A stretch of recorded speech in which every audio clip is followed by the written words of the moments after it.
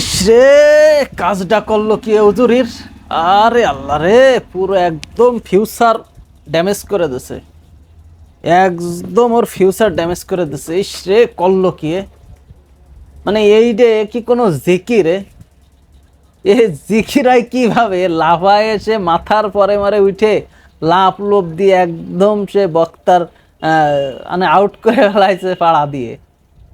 আল্লাহ আল্লাহ, তুমি এদেরকে হেদায়েত দান করো। এটা এটা কেমন জিকির রে ভাই? এটা এটা কোনো ভদ্রতা হইল? হ্যাঁ, মানুষ জিকির ফিকির থাকে, সে একটা আলাদা কায়দায় নির্জন নিলিবিলি স্থানে বসে বসে সুবহান আল্লাহ আলহামদুলিল্লাহ ধীর স্থিরভাবে করে, যাতে কোনো মানুষের ক্ষতি না হয়, কোনো মানুষ যাতে মানে অসন্তুষ্ট না হয়, মানুষের মনে যাতে ব্যথা না লাগে। আর এটা কোন ধরনের জিকির? লাফায় লুফায় তার মাথার পরে উঠে এমন জায়গায় মানে লাথিটা দেশে একদম তার ফিউচার শেষ, একদম তার সিম সব আউট। এটা কি জিকির ভাই? আমার মাথার উপর আসে না যে এরা এরা কি কি শিখেছে এরা। সব থেকে বড় বিষয় হচ্ছে যেটা, যে রাসূলুল্লাহ সাল্লাল্লাহু আলাইহি ওয়াসাল্লামের জামানায় সাহাবায়ে কিরামরা তারা কি রাসূলের উপর এরকম করত? এটা আমার প্রশ্ন আপনাদের কাছে, যে রাসূল সাল্লাল্লাহু আলাইহি ওয়াসাল্লামের উপর তারা কি এভাবে অ্যাটাক করতো, এভাবে তারা লাফালাফি করতো জিকির নিয়ে? এটাই কি জিকির? হ্যাঁ, আমাকে বলবেন আপনারা, আপনারা কমেন্টে বলবেন যে রাসূল সাল্লাল্লাহু আলাইহি ওয়াসাল্লামের জামানায় কি এমন ছিল? আমি এ বিষয়ে জানি না, তবে আমার মনে হয় না, আমি যতটুকু জানি যে এরকমটা ছিল না। তারাও জিকির ইস্তেগফার করত, তারা সেরকম নির্জন নিলিবিলি পরিবেশে করত, কাজের মাধ্যমে কাজের ভিতরে করত, যে হালতে থাকতো সেই হালতে সেইভাবে তারা মনে মনে হোক উচ্চস্বরে হোক সেইভাবে তারা জিকির ফিকির করত। তারা তো এরকম জিকির ফিকিরে লাফায় নাই। হ্যাঁ, আপনি বলবেন যে এটা হচ্ছে এশকের জন্য তারা এরকম লাফালাফি করে।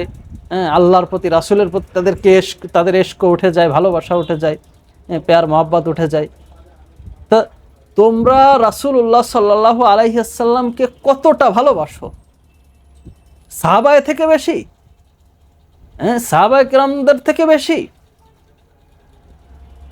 এখানে তো সেটাই মনে হচ্ছে যে সাহাবায়ে কিরামদের থেকে তোমরা বেশি ভালোবাসো, যে জিকির ফিকির উঠে তোমাদের একেবারে মানে মাথা ফাতা আওলায় ঝাওলায় তোমাদের একেবারে মানে ইশক উঠে একটা পাগলের মতো তোমরা মাতালের মতো শুরু করছো। আসলে আমার তো মনে হয় এরা মানে শুকনো জাতীয় কিছু হয়তো সেবন করে, তা না হলে ওয়াজের মঞ্চে স্টেজে উঠে জিকিরের ভিতরে এভাবে কোন পাগলা লাফায়? লাফাইতে লাফাইতে সে বক্তার মাথার উপরে চলে যাচ্ছে, এমনকি বক্তার এমন জায়গায় সে লাথিটা মারলো তার ফিউচার শেষ, শেষ ও বক্তা শেষ। এগুলো কেন করতে হবে? আমি তো এটা বুঝি না রে ভাই। ইসলামের ভিতরে কোনো বাড়াবাড়ি নাই, ইসলাম শান্তির ধর্ম, ইসলাম সমাধানের ধর্ম। ইসলাম কখনো এগুলো সাপোর্ট করে না, ইসলাম কখনো এগুলো করে না, ইসলামের ভিতরে এগুলো নেই। করে করে এগুলো বুঝতে হবে রে ভাই, এগুলো বুঝতে হবে। তারা আসলে কি ঠিক করেছে কি বেঠিক করেছে আপনারা কমেন্টে জানাবেন।